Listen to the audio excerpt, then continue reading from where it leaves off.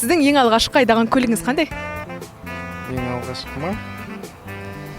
Элантра.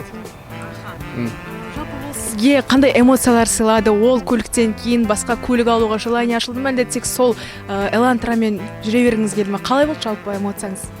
Күнде енді әртүрлі машинаға ашылып барады ғой. Бірінен соң бірін ала бергім келеді. Дегендей енді.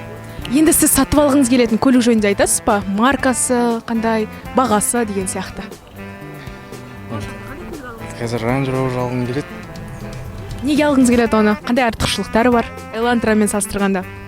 Әдемі көрінеді. Астырма, сіздердің ең алғашқы машинаңыз жөнінде айтасыз ба? Ең алғашқы машинам Ең алғашқы айдаған көлігіңіз. Subaru Forester. Оның артықшылығы қандай болады? Жақсы жүреді, жылдам жүреді, және құрал саймандары тез табуға болады.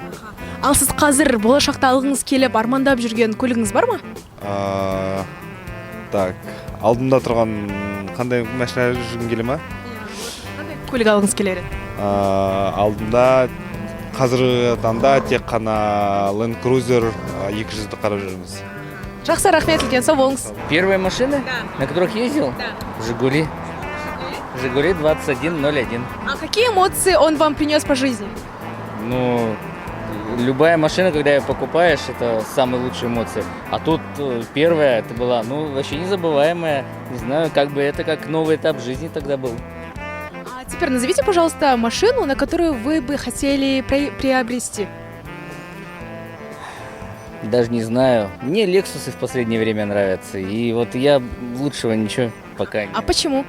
Мне нравится надежность, в первую очередь. Мне нравится какая-то сдержанная красота у нее. Ну, наверное, вот так. Ну и качество исполнения. Все, спасибо вам большое. До свидания.